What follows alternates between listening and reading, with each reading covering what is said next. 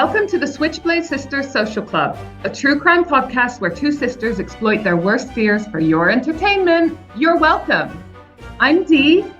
And I'm Rhonda, and together we are the Sake Sisters. For more information, check out our website at www.switchbladesistersocialclub.com or find us on Instagram and Facebook at Switchblade Sisters Social Club. Thanks for listening.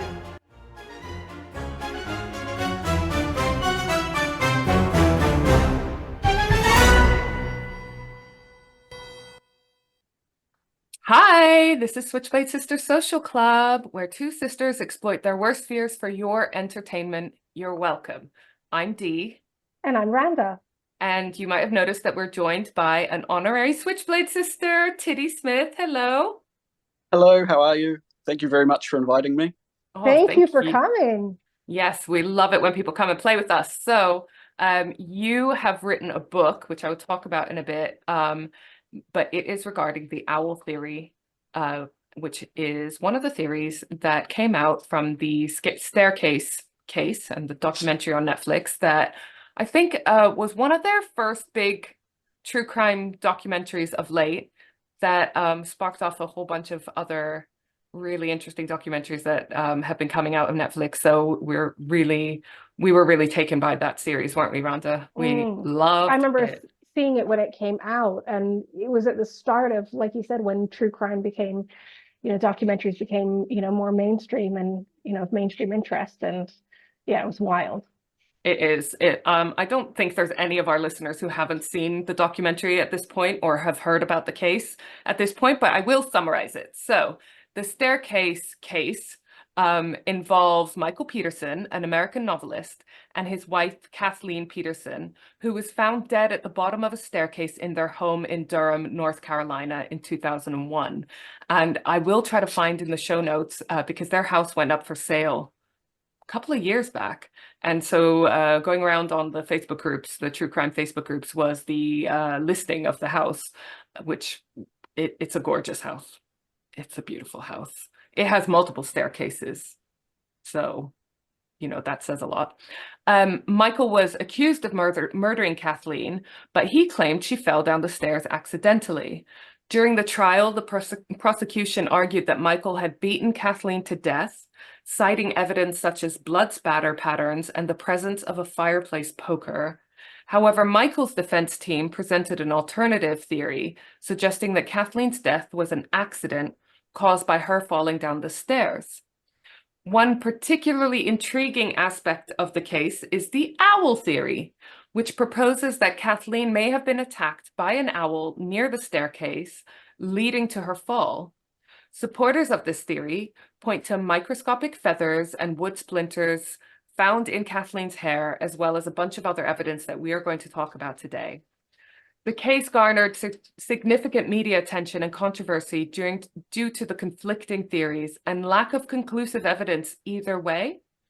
In 2017, Michael Peterson entered an Alford plea, maintaining his innocence while acknowledging that there was enough evidence for a conviction.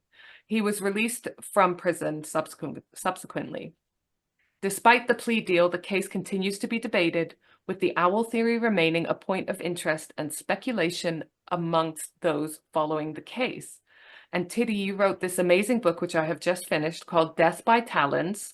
I will put links in the show notes. So do have a little look. I will also put your Twitter link in so people can follow your every move or whatever you post on Twitter. So like I said, me and my sister, we love the Staircase series. We were fascinated by this case. And she was very, up until recently, unfamiliar with the owl theory. I think the Staircase, they made like a 3-minute little clip, didn't they? The Netflix documentary that you could watch in addition to the actual series about the owl theory, but it wasn't focused on. And I have to admit that I was skeptical about the owl theory until I read your book. I was fascinated by this case. I think many people are, because the evidence doesn't really point to either an accident or Michael killing his wife conclusively. And so it just feels unresolved to a lot of people. But then having read your book, And the way you present the evidence of this that points to this owl theory, I'm now a convert. I now think the owl did it. I've called this Zoom meeting That Bastard Owl, which I think indicates my point of view now. And I just thought it'd be fun if you and I had a little conversation about this owl theory and tried to convince my sister about our point of view. So. Yeah, I think that's a great idea. As I said before the interview started, I think that might be difficult to do without having all of the photos in front of us and actually being able to see, for example, the autopsy photographs that are in the book, the photographs of the crime scene that are in the book, photographs taken from the crime scene video, again, that are in the book. So you should really grab it if you want to really get amongst the evidence and have a really good look at what's going on here. It is, in some ways, it's a very visual case, and you can't really grasp a lot of the evidence in support of the owl theory without seeing the evidence that, frankly, wasn't included in the documentary, wasn't included in this recent miniseries on HBO, and hasn't really been presented widely in the media to date. Yeah, I was shocked by the visuals that you presented. Definitely. So. Yeah. So do you want to summarize the owl theory for us? Yeah, well, I think the best way to summarize it is to talk about how Larry Pollard came up with this theory. Now, Larry was a neighbor he was the next door neighbor of Mike and Kathleen. And he was also an attorney. So he was following the case and probably had a sort of firmer grasp on what was wrong with both sides of the argument as it went on. He was a bit confused about why the defense felt that they had a good argument to say this was a fall when clearly this wasn't going to fly. But he also thought, it doesn't make any sense when you put all this evidence together and you argue that this is a murder either, because murders don't happen this way. They don't look like this. So he was very confused about, what this evidence was concerning Kathleen's death and what it really supported. And then one day he was talking to one of the lawyers one of Michael's lawyers, who offered to show him one of the autopsy photographs that actually depicted the wounds that were on the back of Kathleen's head. Now, paste note, these are the wounds that she actually died from, right? She bled to death. This is the cause of death. Now, Larry took one look at these wounds and saw two pretty much symmetrical trident-shaped wounds side by side on Kathleen's scalp, and sort of almost shouted out loud, these are like turkey tracks. And they do. They look just like, he was a hunter and he'd gone out and, tracking birds. So they look exactly like what you'd expect, the feet of, two birds' feet, sort of like, taloned feet on the back of a scalp to look like. But of course, Larry thought, well, this couldn't be a turkey. Obviously, that would be ridiculous. But he thought about the time of night that this happened, nearly 3 o'clock in the morning. And he realized, well, there are some vicious owls out in our backyard. It couldn't an owl, could it? And this sort of began to bother him. This strange speculation that, an animal attack could have been responsible for Kathleen's death. Now, as you might be able to read if you get a copy of the book, you'll see that Larry goes on to find more evidence for his theory, which includes the discovery of feathers that were found in the hairs that Kathleen had pulled out of her own head. So when Kathleen's body was discovered, she had wrenched out more than 60 of her own hairs, right, by the roots, and she was clutching them in her dead hands along with feathers. Which already, the hair, your own hair in your hands is, why would you do that if you fell or you were being murdered by your husband? It speaks more strongly to someone holding something at their head, attempting to rip it away, right? And this was, what Larry thought. Now, the interesting thing about Larry's discovery of the feathers is that this fact was hidden from him by the district attorney originally. He had to get the trace evidence report by going behind the district attorney's back into his old place of work. And because he wrote a formal letter to the DA asking whether any feathers were recovered at the crime scene. And they wrote back to him, "Hi, Larry, thanks for your letter. Nope, signed the DA, right? And so he was suspicious. He thought this didn't sound right, went behind their back, got the trace evidence report, and found that feathers were found in the hair that Kathleen had pulled out from the roots. So Absolutely already bonkers. and already it shows us that we're looking not simply at an animal attack that maybe has been mistaken for something else. We're looking at an animal attack. Someone is then, after the fact, hiding or covering up some of the evidence related to this. So why would they be interested in covering that up? That's an excellent question, and I'm not sure I can even tell you. The trouble is that the book doesn't deal really with speculation about the whys and the motives behind the facts and the evidence that are there. So the fact of the matter is, in the stairwell where Kathleen was lying, there was a selection of items that really spoke to the presence of the bird. So, for example, we might be getting too far ahead. I'm not sure if I should bring this up straight away. Go ahead. Under Kathleen, yeah, I'm sorry. It's a bit like if somebody asks you, you know, what's the case for civilization? You don't really know where to start. It's like, oh, there are police, there are hospitals, and there are buses. Like, what do you want me to say first? There's such a large amount of evidence for a bird in this case that simply has been hidden, that it's difficult to choose where to begin. So under Kathleen's head, when she was discovered, there was a large sort of bundle of of towels that Mike had seemingly shoved there to support Kathleen's head as she lay dying, right? She was dying when he called 911. Under this bloody sort of pile of towels, there were white splats that are identical in appearance to bird droppings sitting over the blood that came from Kathleen's head, sitting over the blood on the stairs. Now, these stains were never tested by the forensic team doing the investigation, despite the fact that they held that Mike had attempted to clean up the scene. So you'd think that they might have a hunch that, you know, perhaps this is Ajax, or perhaps this is Jif. I don't know what you call it in the UK. Is it Ajax? Is that right? I'm not sure. They changed the name. But yeah, cleaning products, let's say. Cleaning product of some sort or another. But they didn't even test it. Now, this is obviously related to the event of her death or something that happened very shortly afterwards. So we've already got the strange situation in which they could have had a knockdown case for a cleanup. The prosecution, right? The forensic team, the police. And instead of testing this and finding that it's cleaning products or whatever, they pretend it was never there. And it was down to it was down to David Rudolph, Michael's defense lawyer, to question the lead forensic investigator, Dan George, on the stand about what these white splats over the blood actually were. I mean, this is another example. We've got something that looks like bird droppings over the blood in the stairwell,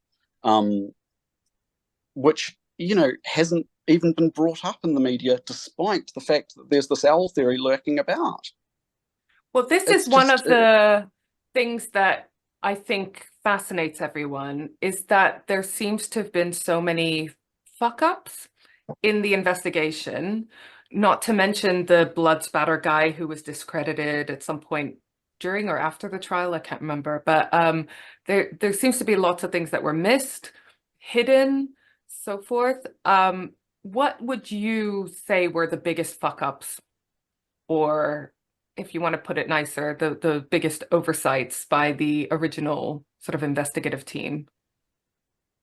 I mean, that's just the problem, is that some of the fuck-ups and oversights are so egregious that it's difficult to look at them and say, well, this is an example of an accident, or this is something they didn't. Like, to give an example, there were around 15 objects surrounding Kathleen's body when she was discovered. There were a couple of paper towels, a pair of reading glasses.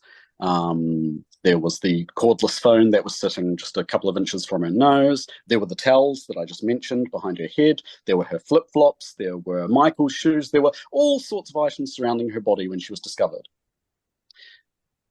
None of them were collected into evidence. So is this so Now, weird? Is this an oversight? Is this negligence or is it intentional? Do you know? Well, I'm glad you asked that, because I got to interview the police photographer, Angie Powell, who was the photographer on the scene that day. And I asked her, look, this to me just doesn't make any sense, because here you have this woman who has died some terrible death in some terrible manner. She's surrounded by objects that are strewn about the place, and they all look relevant to something to do with her death. Why were none of these collected? And her answer was, I don't know, but it was deliberate. Okay. Can I also ask then, speaking of the photographer, did you ask her why her pictures were so shitty? Yes, I did. And her answer was, not sure. Because if you have seen the pictures in either the documentary or you published some of them in your book, they look like they're taken in the 70s. They're like oversaturated. You could hardly make out the details. And this is 2001. So, you know, it feels like a long time ago, but it's not so far back in time that photography wasn't, you know, more accurate. So it's shocking to me.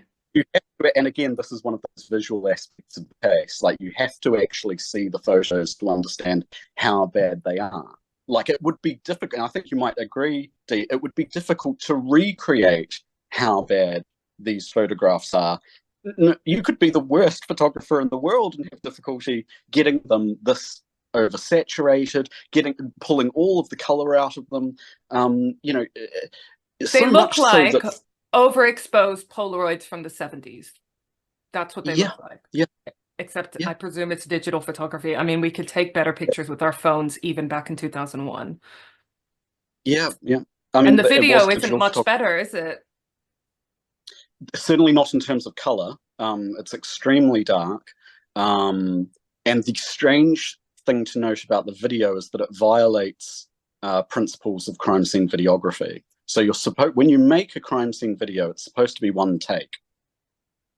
Right? And the reason for that is pretty obvious. You don't want the defense coming in later and saying, well, what did you edit out of that part there? Or, you know, why didn't you film that section of, you know. So it's supposed to be one continuous take from start to finish. The crime scene video in the Peterson case has over 20 scene cuts. So one scene cut around about every 30 seconds of film. And some of them are quite obviously, I would say, edits. Because, for example, you might have the camera might, say, zoom in on the doorbell, for example, and then there'll be a cut, and when the scene resumes, it's the same shot of the doorbell. So it's as though Dan George was just filming, pressed the camera off, pressed it on again, and started again for no reason whatsoever. Other shots will be panning shots, for example, and then they'll cut out and resume from around about there onwards. So some very, very suspicious cuts in the film. And also, I think if you watch the film, the crime scene video, which you can find at Court TV if you want to do it for yourself. Was there any reason that they would have wanted to frame him? Well, look, people have talked about that. Some people point to the fact that Mike, you know, was an editorialist. He was a politician who made a unsuccessful bid for the mayoralty of Durham and for council seats and this kind of thing. And he was a writer who poked a lot of fun in his newspaper columns about, you know, the Durham police and those in charge. But frankly, I don't find those explanations very convincing. I mean, I don't think you put somebody in jail, even if given the opportunity, because you don't like how they write about you in the paper. It's a bit of a stretch. But I think the thing is that we will probably never know quite what the motives were of the people involved in this case. First of all, because they've done a very good job of controlling the story from the get-go.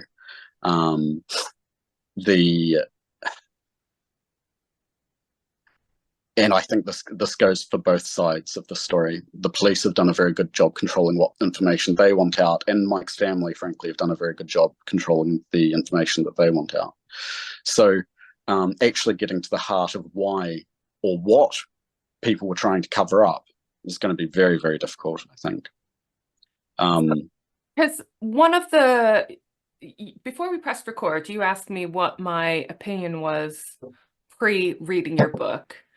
And although I had so many questions, because like you said, neither the accident theory nor the Michael killed his wife theory are 100% convincing.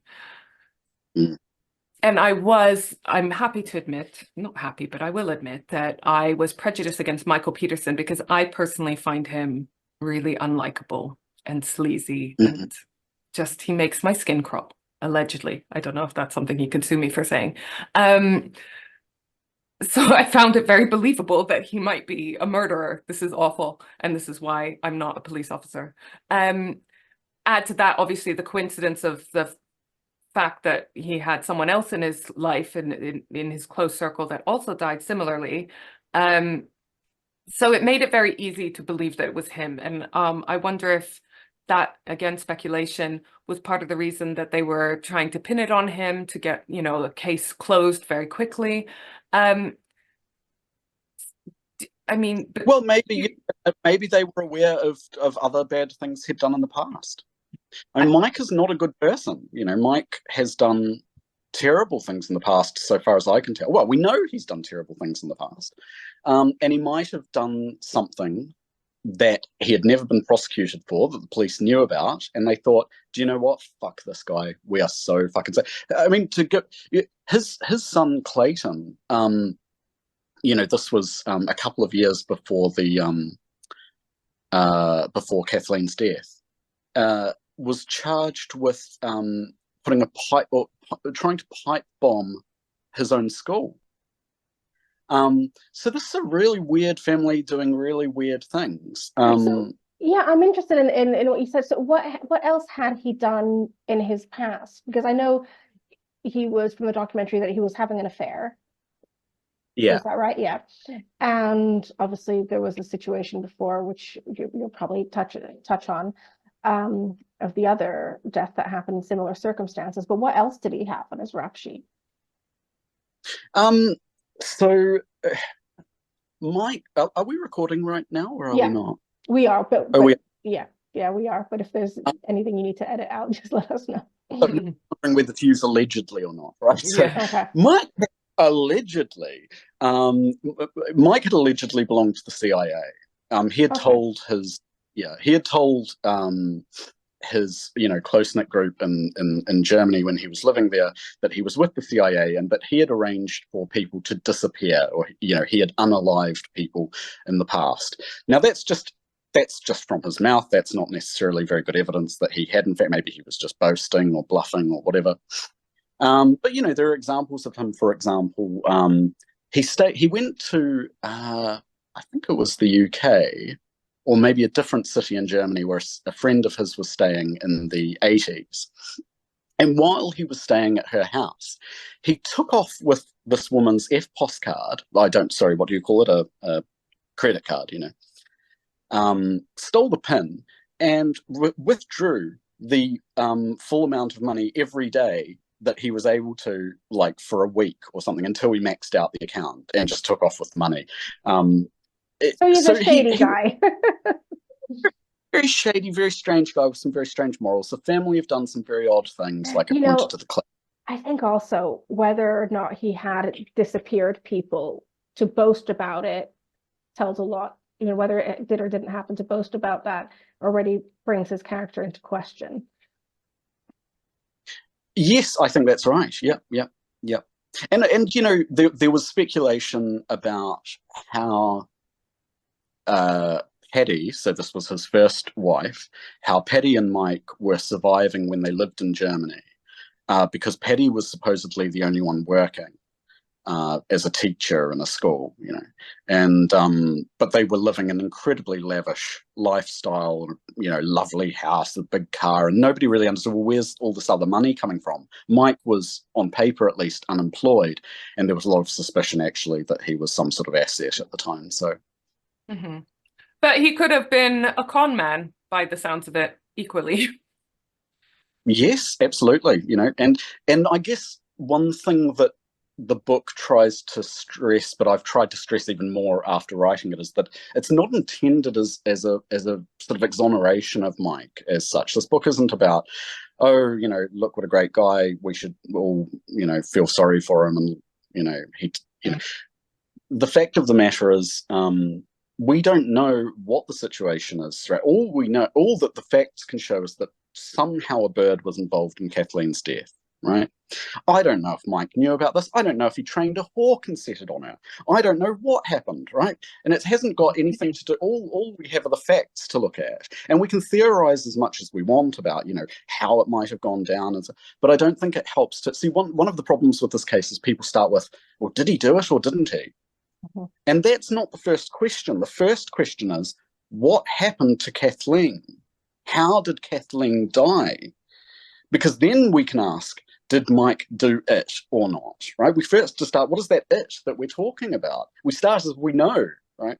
Did Mike do it or not? What's he supposed to have done? Grabbed to the back of her head with sort of his needle sharp claws, and what's he supposed to have done, That's what I loved about your book, is that you kept on going back to the actual evidence rather than, I know we call it the owl theory, but rather than just thinking about theories and then trying to make the evidence fit, which is what seems to have happened during the trial on both sides.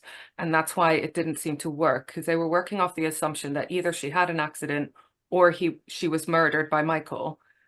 And it had to be one of those two options.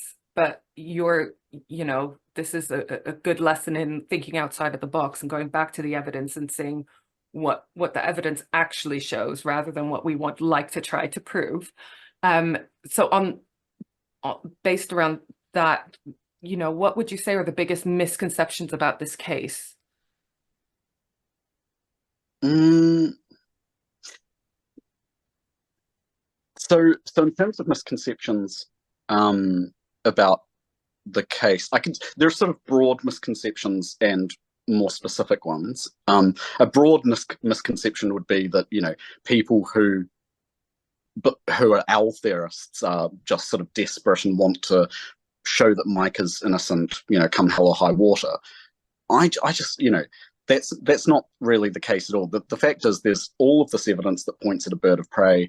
What you do with that evidence is, a completely different matter. If you want to use it to show that Mike is innocent, fine. That's not what I'm actually trying to do here. I just want to show, look, somehow a bird was involved in this, and it's crazy, right? Because subsequently it was covered up, which is even crazier, right? So the whole thing is just nuts, the story, right? In terms of more sort of specific misconceptions, one that comes up a lot, I think, is to do with this other death, right? So 16 years before Kathleen's death, Elizabeth Ratliff, a close family friend, was also found at the bottom of a staircase, dead, right? And a big misconception here that's very common just among people who might have seen the documentary and sort of forgotten about, all the details. It's become a sort of part of the law around this case that this was a first wife, or this was his first wife, or another wife fell down the stairs. No, this was a family friend. They were extremely close. He ended up adopting their children, her 2 children, along with his own wife, Patty. They looked after them in North Carolina when they moved back from Germany. But this is a sort of narrow misconception that happens quite often, that for some reason people have come away with this idea that he killed his first wife, was found at the bottom of the stairs. Oh, what a coincidence. Well, it was somebody else, actually. It was 16 years before. It was a family friend. And at the time her autopsy was done, it was concluded to be a stroke. So, yeah. Although I find it stranger that it wasn't someone he had a relationship with and he adopted the kids. That's quite a big deal. That's quite an impressive move.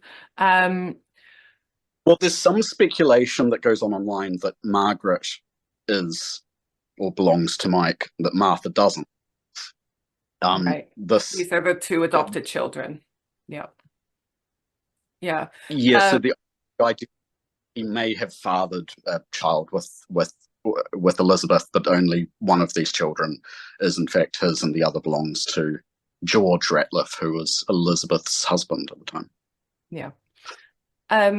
So going back to this bastard owl,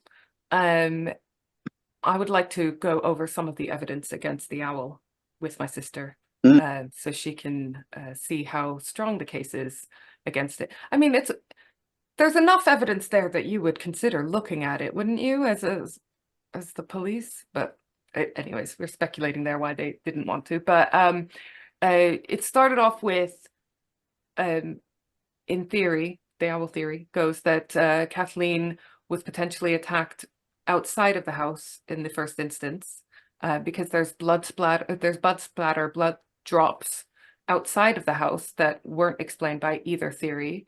And she was also covered in sort of pine needles, wasn't she? Which also not explained by either of the theories. There's a lot of random blood smears, like on the door frame and so forth. Again, not really explained by either the accident theory or the Michael did it theory. And then one of the things that I found craziest was that the people accusing Michael of having done some kind of cleanup. I mean, he's the worst cleaner-upper in the world if this is what he did, right? There's like two little areas on the stairs that he supposedly rubbed down, and then looked at it and thought, yeah, that'll do. That's enough. Yeah. But the owl theory explains that that is potentially where the wings might have wiped against the blood spatter. Well, because some of your listeners who are already familiar with the owl theory may now, at this point, be a bit confused, because they might be thinking, hang on, I thought the owl theory was that Kathleen gets attacked outside and these terrible wounds on her head, and she goes, oh my God, and she runs inside and faints from the blood loss and just goes, oh no, and dies. And then Michael runs down and finds her. No bird inside the house. So it's only after the publication of my book that Larry Pollard has changed his mind and come around to my side, right? So he is now, part of this new owl theory, right, which says, in fact, Kathleen was inside the house with a bird still attached to her head. So the idea now, if we go with this new theory, is that she's attacked outside. This is how you explain the blood drops outside and the smears on the front door. She runs inside with the bird still attached to her head and falls in the stairwell, actually fighting with the bird there, which again sounds absolutely unbelievable, sounds like absolutely incredible, but it's the best way to account for all of the evidence that was actually at the scene. So yeah, inside the stairwell, this is where the action took place, and I think that's undeniable, given the state of it. And do we know why she was going downstairs, or why she was outdoors at 3 a.m? No, she wouldn't have been. That was when she was discovered. Okay. At 40 a.m. But the idea would be that in fact she had been attacked closer to, say, midnight.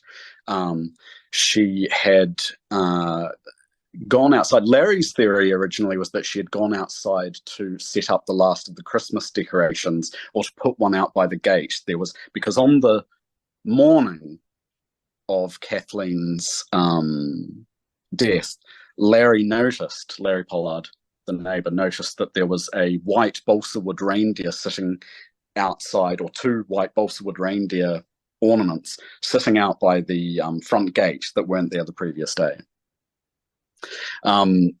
So Larry's theory was she went out there in the middle of the night, put them out before going to bed, maybe took the trash out as well, I don't know, something like this, and as she's walking back to the house is attacked.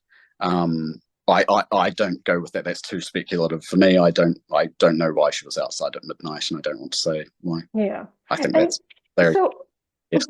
What piqued your interest in this case? What compelled you to look into it further? When I saw the clear evidence of bird droppings under Kathleen's head, that was my first sort of paradigm shifting moment of yikes. I mean, not necessarily because I thought that's exactly what it must be. It must be bird drop. Oh, look, it's white. It must be bird droppings. It wasn't like that. It was rather like, hang on. We already know there's a theory floating about saying that a bird might have been involved. So why has nobody mentioned this? Right? It was rather the sort of slow unfolding of evidence that happened after that point where I realized, that there was evidence for a bird that nobody had even pointed to yet. And in fact, Larry's evidence was pretty flimsy to begin with. So I was surprised, why on earth would he not have referred to this, right? And I think he knew it was there all along, to be honest, but was not entirely confident that you could make a stronger case for Michael's defense. You see, he was looking at it from the point of view of a lawyer. I was just looking at it as a layman, right? Like, what on earth is that? And so were you interested in researching cases that sort of had some mystery surrounding them before this, or was this case the one that actually started your interest? No, look, I first saw the documentary in about 2010, I think it was. So this was, what's that, about 6 years after it was first released. And heard about the owl theory shortly after that, and kind of just thought, oh, that's neat. I didn't think much more about it at all. And then my wife watched it a few years ago, and halfway through the time that she was watching it, I mentioned the owl theory. She, didn't know anything about that yet, and that's where it all sort of kicked off again. But did I, was I interested in researching this kind of stuff? Was I a true crime aficionado? Absolutely not. It just so happened that I started looking at the evidence that was available on this case and got really, really scared about what I'd found. Because this wasn't simply evidence that a bird had been present, but it was evidence that the police and Michael, it seems in this case, were trying to cover up some of that fact. And that okay, it obviously made no sense, but I was also sort of worried about the fact that, there'd been this huge industry built around The Staircase and these documentaries and these mini-series, and they're all based on a very misleading idea of what this case is all about. So that was quite a frightening. Yeah, I find that interesting, actually, that it was that your background wasn't necessarily in sort of investigating sort of, I guess, unsolved cases, but that this case particularly, drew you to it. And I guess I was a philosophy professor at the time. Right? Oh wow! So I was going to ask you, what is your background? So I was busy teaching philosophy. I was putting lectures together, and all the while in my free time, I'm looking at this evidence, thinking, how the hell has nobody spotted this yet? I mean, this is just so obvious. I find that really interesting, actually, that you come from an academic background, because I guess that's why your research is so thorough. Yeah. Well, I wish I could have had more time to actually make a more thorough case for it, because at the same time as I end up coughing up this 300-page book on the owl theory, this is only because I had to struggle to find what to leave out. There's just so much evidence to point to, and you go, well, is that going to actually sway anyone? Oh, I better leave that one out. Well, you swayed me with your book. Well, that's good. I'm glad. So definitely one person. I also find it terrifying that so much evidence can be left out. It's just terrifying for cases in general that the legal system can work in that way, and the justice system. And I find it interesting that you talk about The Staircase almost franchise, right? As a business, who's profiting from this case being so high profile. Yes, and we don't know really where all of this started or why. So, I tried to interview the director of the original docuseries. He wouldn't reply to any, I reached out to his agents. She said, oh, this is very strange, but he's just not replying. He doesn't want anything to do with it, right? So questions about how this all began, who was pushing for this particular narrative to get started, we just don't really have a clue. We think we have a clue what the evidence is in this case because we've all seen The Staircase and we've all been reading the papers. But actually, it's a very there's a whole story there that hasn't been told yet. Well, until my book, I hope. And I find that odd that he's not a main sort of advocate for the owl theory. You would have thought that he'd be all for looking at any viable solution or option that doesn't involve him being the murderer. Yeah, you'd think so, and especially when you actually see how the evidence is. But then this has been a feature of the case from the very beginning. When he was offered the opportunity to present the case that it had been an intruder, that it might have been an intruder, he was like, nah, we're not going there. We're not going to the intruder scenario. Why? What if it had been an intruder? Wouldn't you want to know? So it seems as though Michael certainly, I would say, knows more than he's letting on. And why would he not be interested in that being explored more? Well, that's a good question to ask. It's a question that, I end, at least, the final chapter in the book, it has it in there. Why is this? Why?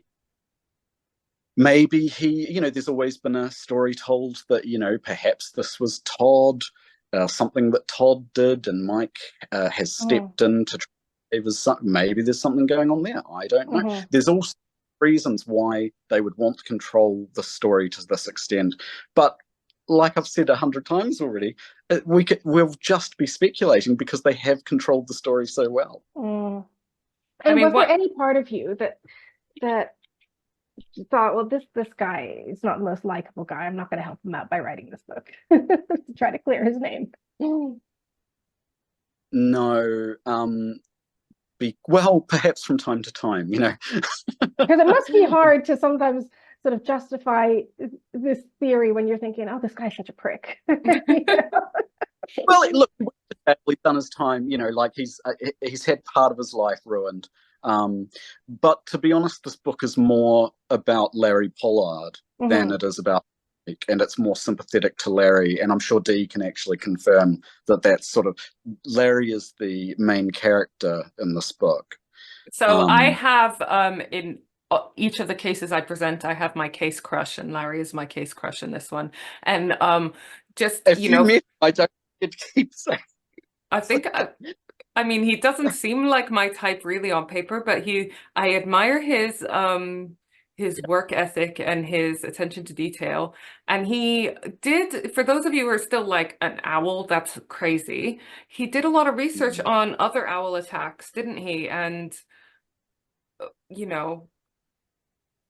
they have happened before, and they've caused significant damage before to humans and other animals. Yeah, so. well, the whole chapter in my book on owl attacks, and even in another example of a fatal owl attack, and there are very many attacks in which very serious injuries occur. You've got to remember that the talons of these birds, they've got the grip force basically of a pit bull. Like that's the strength exerted. So the other thing is that when these shut, they're in essence they're clamped shut. It's not the will of the owl holding them tight.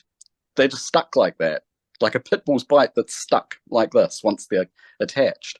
So it's an incredible amount of force. If this lands on your head, of all places, you're in a lot of danger. Yeah, I mean, I guess the idea that it's not a freak accident, but freak incident is just too much for some people to sort of stomach, I guess, because it involves an owl attack, which is very unheard of, very rare. Yeah. And then this combination of like falling a bit down the stairs, and then no one's coming across her body until she's bled to death, and it just seems like a series of unlikely events, doesn't it? Followed by Absolutely. This crazy investigation. I mean, I was shocked when I was reading, I finished a book yesterday, when I was reading that they did luminol testing to check for like footprints around the ground floor of the house, but they didn't photograph those tests. They didn't video it or anything because there was 3 of them there, and they just assumed, oh, well, there's 3 of us, so obviously we'll see the same thing. We'll be able to corroborate what each other saw. And then as it happened, because, we know that eyewitness accounts are fallible. All 3 of them reported seeing totally different things with the luminol testing. So you know, why wouldn't you just record it? It just, and again, Yeah, with and people I being think discredited that were there's- expert yeah, witnesses. yeah. And people simply you know, changing their, you know, descriptions of the evidence, or in fact, you know, some of the evidence goes missing mid-trial, evidence which was collected, you know. And one of the most shocking examples of these is a little exhibit that was shown by the prosecution called State's Exhibit 12, which was supposed to be, they argued, a piece of the murder weapon. Right? They didn't know exactly what it was, but they said, "Oh, it's probably either wood or metal or something, but it's about that big," and it was found stamped into one of the stairs. Now, it was later described by Dan George, so one of its discoverers, as a 16th of an inch talon-shaped object, gunmetal grey on the outside, white on the inside, which is exactly how the broken tip of an owl's talon would appear. I mean, and this goes missing mid-trial. They get out the evidence container, they come up to the jury, they open it up, and they lean in and they, "Oh, sorry, it was supposed to be in here, it's not in here." And they sort of close it again. And they, you can't, it's really quite unbelievable how in your face this cover-up went. It's not sort of a, you know, they planted a hair. It's really a lot more elaborate than that, and quite incredible. Quite incredible that they got away with it and continue to. Well, that was, I was going to ask you, was there any kind of review or investigation into the investigation after the fact, or are they just very Not that I'm aware of. satisfied with their performance there? Because Yeah, I would have just questions. Yeah. I know that in the aftermath, Dan George, who I take a lot of stabs at, so he was the lead forensic technician, Dan George, in a subsequent investigation, stole from a crime scene and was later, you know, booted off the force. You know, but Durham has a lot of examples like this. I think it may have been a particularly rotten, you know, town in the sort of early years of the 21st century. It was, this is the same town that gave us the Duke lacrosse scandal, which was a case basically in which the DA framed these young teenage lacrosse players for a gang rape. And he essentially knew he was doing it by hiding evidence that was exculpatory evidence. Now, in this case, that DA actually went to trial and went to prison for 1 day for his role in this conspiracy against the young men. Oh, to be a rich white man. Yeah, well, you know, it was a year or two after Mike's trial. So very unclean city in that respect, I think. It's just shocking, isn't it, how corrupt the system can be in different places. It's terrifying. It's actually terrifying. So can you provide like a timeline of events that you think happened that night? Yes. When would you like me to start?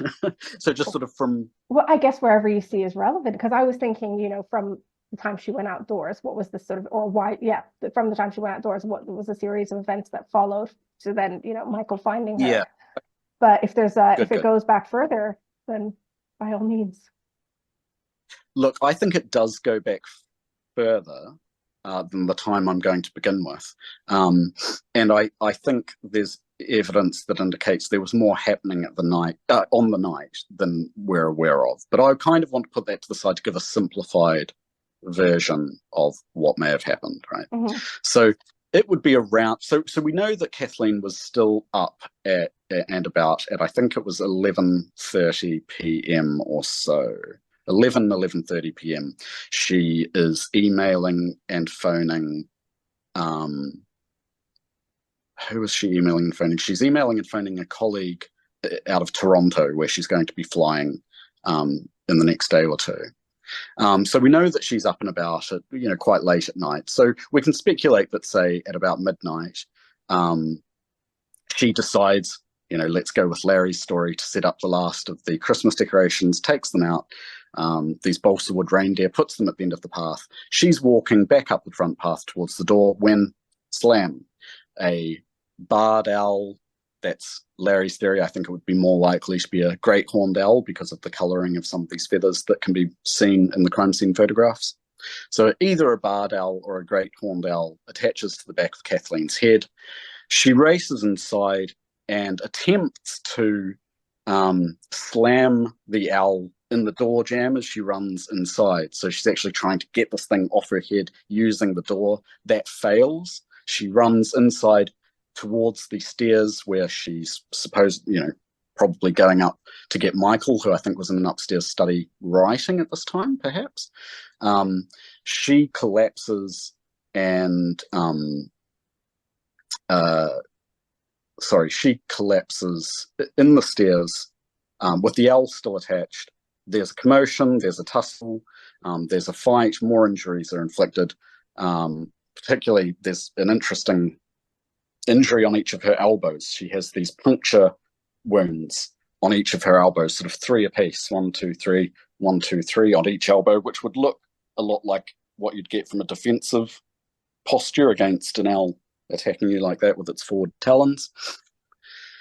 Now she collapses in the stairwell, spreading blood throughout the stairwell, and loses consciousness and bleeds out over the next hour and a half or so.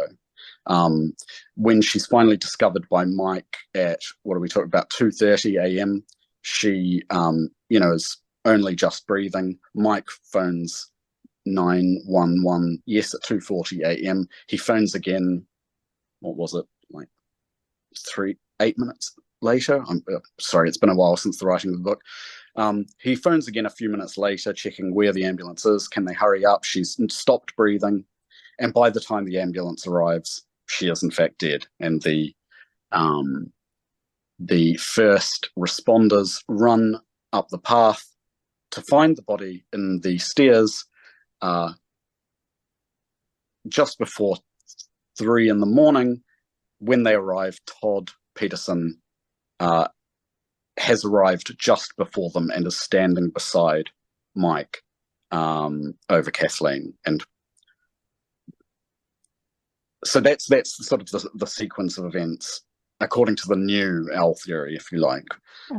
But what I'd like to defend really is something a bit broader, which would just be called, the bird of prey theory, which is more of a sort of, look, anything goes. There was a bird involved. There was, an owl would explain it. So would a hawk, so would a falcon, so would an eagle, But what we're really looking at here is an animal attack. And, the theory that you go with to explain it, I think, is kind of secondary to the facts. And the reason I'm placing so much importance on the facts in this case is because these are the things that were covered up. And these are the things so few people actually know about. They don't know about the existence of the talon shard that went missing. They don't know about the existence of the white splats in the stairwell and so on. So that's really what I'm trying to emphasize here. So when you publish a bunch of the photos from the crime scene in the book, I mean, there's so many feathers, because that was my first question. Weren't there feathers? There's so many feathers. And then what happened after the first responders and the police arrive? You mentioned in your book that there was like 40 different people that were going in and out of the house immediately after. It was really odd. Yep. The family were kind of ushered into a room and just kept there. But Michael, for ages, was allowed to just wander freely around the house. It was just all bonkers. There was like no process or procedure of any type, it seemed, which just adds to the conspiracy, right? The theories and the speculation. Why was that allowed to happen? And it began so quickly. That's the strange thing. So to give what is the strange, when I wrote the book, there are some things that, it's only long afterwards that have occurred to me, like, hang on, that's not right. So there's this amazing example where the first 2 police officers to arrive on the scene, right? A fire officer supposedly turns to them and says, look, this doesn't look right. This should be handed over to criminal investigations, right? And Juanetta McDowell is the name of the police officer who was like, yes, I think you're right, because she sees all the blood in the stairwell and she sees all the things around Kathleen and she thinks, this is just chaos. We've got to shut this down. This is all wrong. So she doesn't get on her walkie-talkie and say, can I get me criminal investigations? We've got to get something moving. She goes to Todd and she says, Todd, you see that landline lying in the stairwell right beside Kathleen's nose that's covered in blood? Can I have that, please? And Todd supposedly goes, right, Juanetta, yep. He reaches down into this bloody crime scene, pulling out a blood-soaked cordless telephone, passes it to Juanetta, from which she is supposed to call criminal investigations to get this ball rolling. Now, I don't know anything about crime scene protection, right? But that sounds just both quite gross and obviously insane and against all protocol. And this is one of the very first things that happened. I mean, you can't explain it, right? It just doesn't make any sense. and I know we always talk about like the smaller police forces that might not have as much experience in big investigations and so forth. But I mean, that feels pretty basic. And I know I said that we have absolutely no qualification, but I feel like even we would know not to do that. Well, we would know not to do it as a matter of protocol, but we also just wouldn't do it because it's fucking gross. Pardon my French. Am I allowed to... You're totally allowed to fucking swear. We even say the C word. Disgusting, right? You don't turn up at a crime. Like, if you've seen that stairwell, the amount of blood that is sprayed about at different angles. Kathleen is soaked in blood. The blood is pooling down on the steps where the phone was sitting. And when Dan George films the telephone at a later time in the crime scene video, you can see that it's got red smears stains on it. And yet why is Todd wanting to touch his stepmom's bloody phone, I mean, I guess maybe if a police officer is telling you to do something, you do it, but... he's not the as well. I mean, it's just the strangest thing. I mean, using the phone at their house is strange enough, let alone using something right beside her head that potentially could have been used in her murder. Do you think that this case would have been looked at or looked into differently had their family dynamic been a little bit more orthodox, and had he not had any sort of shady history? Would it have been tackled in a different way? Yeah, I don't know, because again, are you speculation there? Yeah, again, that is just speculation. I would have to get into their minds and get into the idea of what motives they might have to do this. And I frankly, I wish I did. It's a mystery that haunts me every day, and I live this and I dream it, and it's just, I wish I had an answer to this, but I simply don't. Do you think there's ever a case of this, ever a scenario where this case will be reopened? The right people would have to die, I think. And I don't even know who the right people are. It's going to be a case of once the necks are no longer on the chopping block, I think people will feel more comfortable about coming out with what really went down. But at this point, you're talking about actually a relatively large conspiracy of police. So, how big that circle is, I very much doubt it. And the media control in this case has been going on so well for so long. It's over 20 years now, and people still don't really have a very good grasp on what has gone down. And I suppose including me. I don't really. I can only show some of the facts that I've uncovered. I still am really in the dark about what has happened here. And I suppose legally speaking, this case is closed, right? Yeah. So yeah, it would take a lot for them to reopen the case in order to look at it again and look at all the evidence. And as you said already, most of it is missing or shockingly poor quality, like the photos and the videos. So yeah. It would be a tall ask, but it would have to come from the community in Durham. It's not going to come from anywhere internal to the police. They would have no interest, I imagine, in reopening this.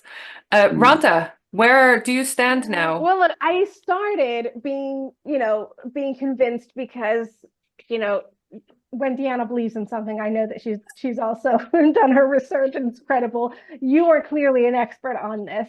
So I knew that I was going to be convinced by your theory. And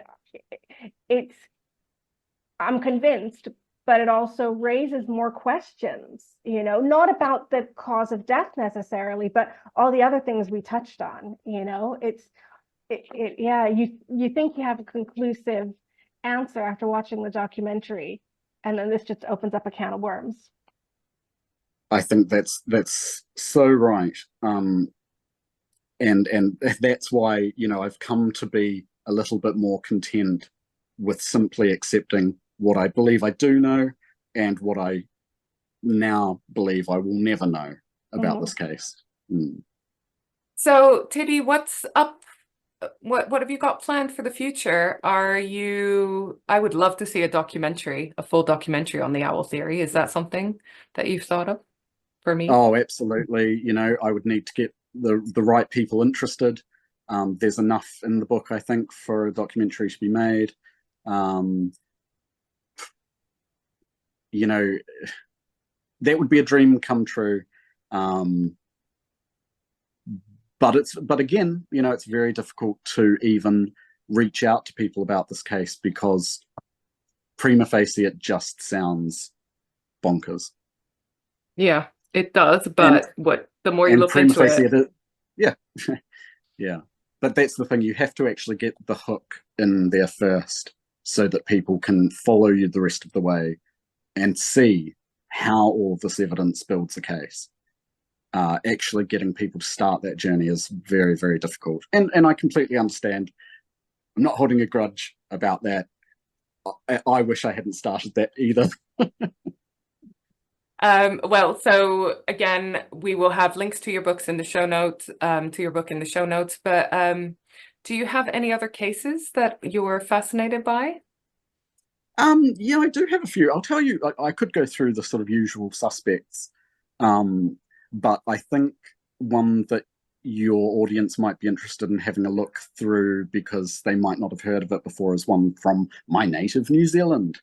So there's a very, very mysterious case about a young couple called Ben Smart and Olivia Hope. And they went missing around New Year's. Oh God, I've forgotten the year, but more than a couple of decades ago. And the events surrounding their death are almost as mysterious as the Staircase case. No owl, I'll give you that, but a mysterious, ornate yacht, sort of giant thing that was the last place they were seen being dropped off. And yet, the person who was eventually arrested for the crime and put in jail owned a tiny little one-mast dinghy of a thing. And so there's always been a lot of questions about police behavior in that case as well, but also about the true culprit. Oh, well, maybe one for us to do in the future, because we love an obscure, lesser known case.